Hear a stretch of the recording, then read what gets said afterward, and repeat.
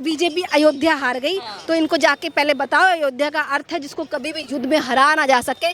BJP Ayodhya नहीं फैजाबाद हारी है। सबसे बड़ी बात ये है, एक विशेष समुदाय और भारत की जो विरोधी ताकतें हैं कि अयोध्या वालों को और हिंदुओं को बदनाम करो और उनको बोलो कि आप अयोध्या ना जाओ। अब मैं तो हिंदू हूँ, मैं तो अयोध्या जाऊंगी, लेकिन अयोध्या वालों को आप रोजगार मत दो, फैजाबाद आके रुको ताकि वो पैसा फैजाबाद में लगाओ, जिहादियों को दो और अयोध्या को ऐसा बोलो। आरोप लगाने के सिवा आम आदमी पार्टी को कोई काम आता नहीं है। खुद तो वो जहाँ पे पानी नहीं दे पाए शराब की नीति के अगेंस्ट वो जेल के अंदर बैठे हुए हैं। अस्पतालों के घोटाले इन्होंने करे, रिपोर्ट्स के घोटाले इन्होंने करे। अब तक के मंत्रिमंडल में 72 मंत्री सबसे ज्यादा 2014 से और 2019 से सबसे ज्यादा मंत्री इस सरकार में, और 61 भाजपा के और 11 एनडीए के। अगर उसके बाद भी सरकार मजबूत रही है, मतलब जो होम मिनिस्टर थे वही अमित शाह जी आए, जो रक्षा मंत्री थे वही राजनाथ सिंह जी आए, वही अश्विनी वैष्णव जी आए, वही बाकी सारे मंत्री है, निर्मला सीतारमन जी आई। इतनी मजबूत सरकार, जो लोग बोलते थे कि इनको नीतीश जी और चंद्रबाबू नायडू जी के आगे झुकना पड़ेगा, आज वही लोग अपने आप शांति से सरकार के साथ समर्थन में खड़े हैं। और यही राहुल गांधी आज पूरे सवा महीने पहले 10 मेरे ख्याल से मार्च अप्रैल को बोल रहे थे कि भैया मई को कि मोदी जी आएंगे ही नहीं, और वो शपथ जब 2 जून को ली तो उनका भी सामने आ गया। और कांग्रेस का अगर आप इतिहास पढ़ेंगे तो लगातार तीसरी बार जो कांग्रेस हारी है, मतलब इंदिरा गांधी जी जब 1977 में चुनाव हारी थी इमरजेंसी के बाद, तब भी 154 वोट थी कांग्रेस के पास। आज 99 पे इतना खुश हो रहे हैं, तो इनको मंथन करने की आवश्यकता है कि कौन मजबूत है और कौन कमजोर है। वो तो कह रहे हैं कि नैतिकता के आधार पे मोदी जी हार गए, 400 प्लस का नारा दे रहे थे, हार गए वो तो।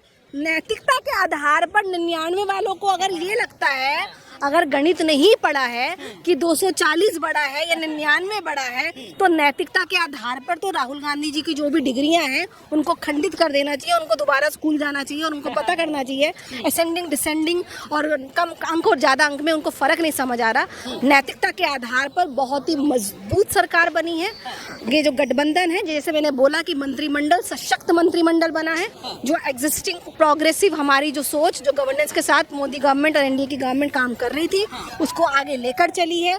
चुनाव रिजल्ट आने के बाद मंत्रिमंडल की घोषणा के अगले दिन ही किसान भाइयों के लिए 9,000 करोड़ से ऊपर का सैंक्शन कर दिया गया पैसा, 3 करोड़ से ऊपर घर सैंक्शन कर दिए गए। 100 दिन का रोड मैप के साथ पहले दिन से अग्रेसिव तरीके से ये सरकार सशक्त तरीके से काम कर रही है। और पूरे मुझे तो ये लगता है अभी धीरे धीरे आप जब देखेंगे, ये भविष्यवाणी मैं कर रही हूँ, अभी तो INDI ये जो पूरे सब इकट्ठे होने के बाद भी, पूरे चुनाव को बाइपोलर करने के बाद भी अकेले एनडीए के भाजपा के 240 के अंक से कम में सिमट गए।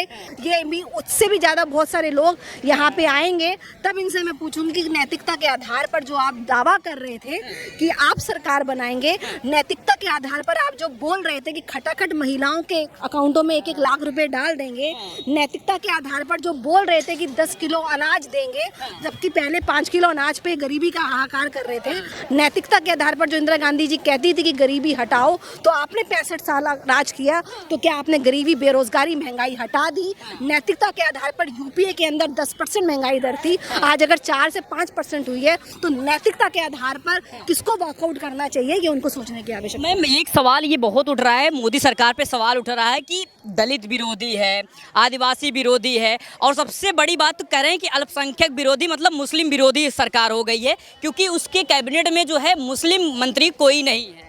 अल्पसंख्यक खाली मुस्लिम है क्या? मुझे तो इसकी परिभाषा समझा दो। माइनॉरिटी 20%, 18 से 20% होने के बाद आप माइनॉरिटी हो, तो सिख भाई, पारसी भाई, क्रिश्चियन भाई वो माइनॉरिटी नहीं है। ये वही अल्पसंख्यकों का जो हक है। जब अमेंडमेंट एक्ट आया था, जो बांग्लादेश पाकिस्तान से हमारे जो अल्पसंख्यक समाज जो वहाँ पे पीड़ित थे उनके अगेंस्ट खड़े होने वाला, और आज तो डेटा सामने आ रहा है। आपने वोट जिहाद की बात करी, पूरा डेटा के साथ अगर है तो आज मोदी सरकार के अभी कैबिनेट मंत्री में ओबीसी अल्पसंख्यक समाज में आते हैं, 27 कैबिनेट मंत्री हैं, 10 SC के हैं, 5 ST के हैं, माइनॉरिटी के 5 हैं, और 7 हमारी माताएं बहनें हैं, जिसके लिए आरक्षण के लिए इसी सरकार में सालों से जो पेंडिंग था महिला आरक्षण बिल जो पारित किया गया, हालांकि लागू वो परसिमन के लिमिटेशन के और गणना के बाद होगा, लेकिन उसको पारित और महिलाओं के लिए जो जो जिनके लिए इन्होंने कभी सोचा नहीं तो वही आएंगे। और ये वोट जिहाद वाले, मुझे मैं एक आपको मैं बात बताऊं, इस देश में एक नेगेटिव जो नैरेटिव सेट किया जा रहा है कि बीजेपी अयोध्या हार गई, तो इनको जाके पहले बताओ अयोध्या का अर्थ है जिसको कभी भी युद्ध में हरा ना जा सके। बीजेपी अयोध्या नहीं, फैजाबाद हारी है। सबसे बड़ी बात ये है। और ये वोट बैंक की जो बात करते हैं, जो मुस्लिम जिहाद वोट की बात करते हैं, वोट जिहाद की बात करते हैं, आज अगर कांग्रेस की, ये तो दुनिया जानती है कि 20% जो वोट बैंक है अल्पसंख्यक मुस्लिम का, वो तो कांग्रेस के पास आना ही आना है। तो 23% का इनका वोट शेयर है, तो 3% करके क्या कद्दू में तीर मार दिया, मुझे तो समझ नहीं आया। 99 का अंक लाके ये तब जब बाइपोलर चुनाव हुआ, आप सब घटक दल जो मुस्लिमों का नाम लेकर एक तरफ हो गए, उसके बाद भी इनके वोट जिहाद के ऊपर राष्ट्रवाद जीता है, अयोध्या जीती है, फैजाबाद हारे हैं और फैजाबाद भी जीत के आने वाले चुनाव में भाजपा और एनडीए की सरकार दिखाएगी। जिस तरीके से यूपी में जितना विकास हुआ, अयोध्या की अगर बात कर रही हैं, वहाँ पर एयरपोर्ट दिया, हिंदुओं की आस्था का जो सबसे बड़ा केंद्र राम मंदिर था वो मिला, फिर अयोध्या क्या ऐसे हार गई? बीजेपी कहाँ मिस्टेक किया इतना बड़ा? क्यों गलती कर रहे मेरे भैया? अयोध्या नहीं हारे हैं, अयोध्या जीता तो उसी को जा रहा है। नहीं, ये नैरेटिव सेट किया जा रहा है एक विशेष समुदाय और भारत की जो विरोधी ताकतें हैं कि अयोध्या वालों को, हिंदुओं को बदनाम करो और उनको बोलो कि आप अयोध्या ना जाओ। अब मैं तो हिंदू हूँ, मैं तो अयोध्या जाऊंगी, लेकिन अयोध्या वालों को आप रोजगार मत दो, फैजाबाद आके रुको, ताकि वो पैसा फैजाबाद में लगाओ, जिहादियों को दो और अयोध्या को ऐसा बोलो। अरे भैया, और तो हम लोग साउथ गोवा भी नहीं चले गए, क्या आप साउथ गोवा जाना छोड़ देंगे क्या टूरिस्ट?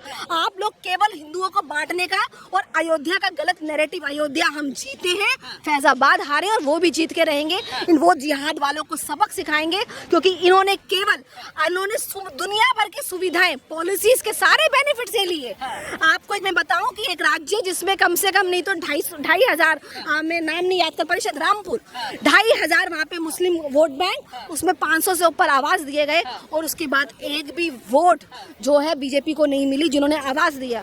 तो ये तो बताता है कि कौन राष्ट्र के साथ है और कौन राजनीति में के अंदर जो अपनी धर्म की राजनीति का तुष्टीकरण करने का, साधने का प्रयास कर रहा है। तो इससे तो आंखें खुल चुकी हैं और देश की भी खुल चुकी हैं। राष्ट्रवाद हमेशा जीतेगा और अयोध्या नहीं हारे हैं, मैं बार बार बोल रही हूँ, फैजाबाद हारे हैं। और इस जो वोट बैंक की राजनीति, वोट जिहाद की राजनीति को हम देशवासी उसका जवाब देंगे और दिया है, सशक्त तरीके से दिया है। आज एनडीए की सरकार और मजबूत होकर 72 मंत्रिमंडल के साथ अपना सशक्त शासन के लिए आगे बढ़ रही है। और एक केवल नकली नैरेटिव, भारत का विरोधी नेगेटिव, पूरी भारत के विरोधी जो सेल हैं, मीडिया के सेल हैं, वो झोंक दिए गए कि नकली नैरेटिव सेट करने के लिए। तो मैं बताती हूँ नैतिकता के आधार पर, अगर राहुल गांधी कहते थे कि मोदी जी तीसरी बार सरकार नहीं लेंगे, और अब तो ये भी आ रहा है कि प्रियंका जी आती तो मोदी जी हार जाते, बनारस 2 लाख 3 लाख से हार जाते। अरे तो भैया, तो चुनाव तो आपको पता था गाड़ी कब लगेगी, स्टेशन पे कब चलेगी, तो बिठा देते बहना को गाड़ी में। अब पछताई होत क्या, जब चिड़िया चुग गई खेत, पहले करा देते तो हरवा देते मोदी जी को। मैं लड़की हूँ, लड़ सकती हूँ, लेकिन लड़ती नहीं हूँ। आज उसका सामने आया है, सामने का। और ये इनको अभी आने वाले चुनावों में, सारे अयोध्या जो विधानसभा के चुनाव होंगे, इनको जवाब निश्चित रूप से मिलने वाला है, क्योंकि ये लोग वही लोग थे जो इस सपा के साथ जिन्होंने हाथ मिलाया, मिले मुलायम, काशी राम हवा में उड़ गए, जय श्री राम। जब सनातन के उन्मूलन की बात हुई, जब इनकी नेता ने रामचरितमानस की प्रतियां जलाई, तब कोई बात नहीं बोले। और आज वोट जिहाद का समर्थन करने के साथ ये देश को बांटने की राजनीति करते हैं। तो मैं बार बार बोल रही हूँ, हम अयोध्या जीते हैं और अयोध्या को कभी भी युद्ध में नहीं पराजित कर सकते हैं और अयोध्या जीती जताई है। संजय सिंह, आम आदमी पार्टी के सांसद, वो कह रहे हैं कि 1 साल से ज्यादा सरकार चल नहीं पाएगी, उनका दावा ये है। आप क्या कह रहे हैं कि 5 साल सरकार सुचारू रूप से चल पाएगी बीजेपी? इनके आला कमान आए थे, पंजाब गए थे, 13 की 13 सीटें लाएंगे, 3 में सिमट गए। बीजेपी सॉरी आम आदमी पार्टी दिल्ली में 7/0 नील सन्नाटा, जिनको जेल भेज रहे थे खुद जेल में बैठे हैं, वो बाहर घूम रहे हैं। आज दिल्ली में जो जल संकट आया हुआ है, 52 से 55% जल ये वेस्ट करा इन्होंने, उसको करा। और जब भी कोई संकट आता है तो राज्यों को दे देते हैं कि ये राज्य की, पड़ोसी राज्यों की प्रदूषण हुआ तो उनका कारण, जल संकट हुआ तो हरियाणा का कारण, बेड नहीं है अस्पताल में तो पड़ोसी राज्य जिम्मेवार। आरोप लगाने के सिवा आम आदमी पार्टी को कोई काम आता नहीं है। खुद तो वो जहाँ पे पानी नहीं दे पाए शराब की नीति के अगेंस्ट वो जेल के अंदर बैठे हुए हैं। अस्पतालों के घोटाले इन्होंने करे, रिपोर्ट्स के घोटाले इन्होंने करे। जमुना जो है वो झाग से पड़ी बड़ी है। दिल्ली प्रदूषित शहर सबसे ज़्यादा विश्व का बना पड़ा है। तो आम आदमी पार्टी किस नैतिकता के आधार पर बोलती है? यहाँ पे निर्भया के उसको उन्होंने फंडिंग करी, खुद ही की महिला सुरक्षा की बात करते हैं, खुद ही की राज्यसभा सांसद स्वाति मालीवाल को अपने ही घर में पिटवाने के बाद ये इस तरीके से उनको ऊपर लांछन लगाते कि बीजेपी की एजेंट है, जिनको लेडी सिंघम बोलते थे। तो नैतिकता के आधार पर आम आदमी पार्टी का कोई भी बयान दिल्ली की जनता ने उनको बता दिए 7 शून्य के बाद भी, और वहाँ पे 13 में से 3 में सिमट गए पंजाब में उसके बाद भी, और उसकी गोदी में बैठे जिन शीला दीक्षित को गाली देकर दिल्ली के अंदर आए थे, उन्हीं के साथ कांग्रेस समझौता करने के बाद भी दिल्ली की जनता ने इनको जो शून्य का अंक दिखाया है वो आम आदमी पार्टी का असली चेहरा चरित्र को दर्शाता है। टीडीपी और जो है जेडीयू की बात हो रही मैम, तो लगातार ये कहा जा रहा है कि क्योंकि तानाशाही का पिछला पूरा चुनाव उसी पर लड़ा गया, इस बार ये नैरेटिव फैलाया जा रहा है कि अगर स्पीकर का पद बीजेपी के पास रहा तो फिर से तानाशाही आ जाएगी, सारी पार्टियों को तोड़ दिया जाएगा। तो तानाशाही अभी भी एग्जिस्ट कर रही है लग रहा है। संविधान की हत्या कर दी, ईवीएम हैक हो गई, इलेक्शन कमीशन बिका हुआ है, ईडी बिका हुआ है, सीबीआई इनके एजेंट हैं, 3.5 करोड़ इन्हीं के सांसदों के घर से निकलते हैं। और अब ईवीएम जब जीत गई हैं, आज दर्जन से ऊपर राज्यों में ये जीते हुए हैं, तो मेरे ख्याल से वो भी रिजल्ट फेक है। तो आप तो इसका मतलब कहीं जीते नहीं। तो इस प्रकार से देश के लोकतंत्र को और देश की जो मजबूत ताकत है उसके ऊपर इंकित करना, ये वही लोग हैं जिन्होंने इमरजेंसी लगाई थी, पूरे विपक्ष को अंदर डाल दिया था। आप मैं स्वतंत्र तरीके से मेरा आप इंटरव्यू ले रहे हैं, पूरे मीडिया सेल को अंदर डाल दिया था। और ये वही लोग हैं जो आज संविधान की हत्या की बात करते हैं। आज इनका नैरेटिव कहाँ गया कि संविधान की हत्या हो गई है, ईवीएम हैक है। तो इन चुनावों ने एक तो आईना इनको दिखा दिया कि जो लोग देश की लोकतांत्रिक प्रक्रिया को, लोकतांत्रिक जो हमारे ऑर्गेनाइजेशंस हैं जो बड़ी ईमानदारी से अपना काम कर रही हैं, उनकी तरफ उंगली उठाई। इवन इलेक्टोरल बॉन्ड के लिए बोलते हैं जनाब, इलेक्टोरल बॉन्ड में इस बार, क्योंकि इलेक्टोरल बॉन्ड सुप्रीम कोर्ट ने उसको कर दिया, इस बार 1100 करोड़ से ऊपर का जो है कैश और एसेट्स जो हैं वो चुनावों के दौरान निकले, जो पिछली बार तकरीबन 300 करोड़ के आसपास थे। यानी कि जो ट्रांसपेरेंसी के साथ चुनाव हुए इस बार, पहले होते थे, आज उस पर भी हुआ। ठीक है, रिफॉर्म होने की आवश्यकता है, लेकिन इतना पैसा जो झोंका गया, जो चुनावों में रिकवर हुआ, वो पैसा काला धन कहाँ से आया, इसका जवाब इनको देना पड़ेगा। किस प्रकार से ये अपना national Herald, 2G scam, Commonwealth scam, कोयला स्कैम, दुनिया भर के स्कैम का पैसा जो इन्होंने हड़प किया, ये जेल और बेल पे जो घूमने वाले थे, इनका गठबंधन का जो मुख्य उद्देश्य था कि किस प्रकार से बेल और जेल से हमको मुक्ति मिले और एक साथ ही सारे भ्रष्टाचारी एक हो जाए। हालांकि ये लोग इस चीज़ को समझिए कि यूपी में भी जो हारे हैं, मायावती प्ले नहीं कर पाई और पूरा जो वोट जिहाद का इन्होंने फंडामेंटल डाला, उसके बाद सारा वोट बैंक एक तरफ करने के प्रयास इन्होंने किया। उसके बाद भी अभी विधानसभा चुनाव है, आप देखिएगा उसमें किस प्रकार से होगा। और अगर बनारस की बार बार बात करते हैं तो मैंने कहा था जब गाड़ी लगी तो बहन को बिठा देते, बाद में गाड़ी निकलने के बाद अब बहन का नाम ले रहे हैं, तो इसमें कोई तथ्य नहीं रह जाता। क्योंकि अब आप लोगों के पास, क्योंकि इस समय अगर और मगर नहीं चलेगा, अगर ऐसा होता तो मतलब ऐसा कर देते। तो इस बात को राहुल गांधी जी को थोड़ी सी मैच्योरिटी से अपनी बात रखनी चाहिए कि किस बात का कब वेटेज होता है। यूपी के चुनाव में ऐसा भी कहीं लग रहा है आपको कि जो खटाखट 85 रुपए देने की बात कही गई महिलाओं को, जिस तरीके से कांग्रेस के बहुत सारे कार्यकर्ता गए महिलाओं को समझाने के लिए कि संविधान खत्म हो जाएगा, 85 रुपए आ जाएगा, इन झांसों में फंस गई क्या महिलाएं, या फिर जो नहीं पढ़े लिखे लोग हैं वो फंस गए क्या इस बार? देखिए, पढ़ा लिखा होना मैं इस पे नहीं कुछ करूँगी। देश की जनता के मैंडेट का मैं सम्मान करती हूँ, लेकिन हाँ, मिथ्या फैलाई गई, फेक नैरेटिव, जिस प्रकार से मैंने अयोध्या के लिए बोला, फेक नैरेटिव चलाने का प्रयास किया गया। आज वही महिला इनके दफ्तरों में लाइन लगा के खड़ी हैं और उनको पता चल जाएगा कि आप लोगों ने किन लोगों के ऊपर विश्वास करके आपने गलती करी है। तो निश्चय रूप से ये दूध का दूध जब पानी का पानी होगा, तो जिन लोगों ने वोट कास्ट किया उनको इस चीज़ का आभास होगा कि उन्होंने कितनी गलत जगह अपना, मुल्कों के साथ हमारे रिश्ते अच्छे हों, जिस प्रकार से वो शपथ ग्रहण समारोह में आए, भारत का रक्षा तंत्र मजबूत हो, निश्चित रूप से पीओके की बात हुई है। मैं तो चाहूँगी कि पीओके जल्दी से जल्दी भारत में विलय हो। जिस प्रकार से धारा 370 हट के कश्मीर को हमने अपने साथ जोड़ा है और कश्मीर ने मैंडेट देके उसको, आपने देखा किस प्रकार से 1996 के बाद कश्मीर ने रिकॉर्ड तोड़ वहाँ पे मैंडेट हुआ है।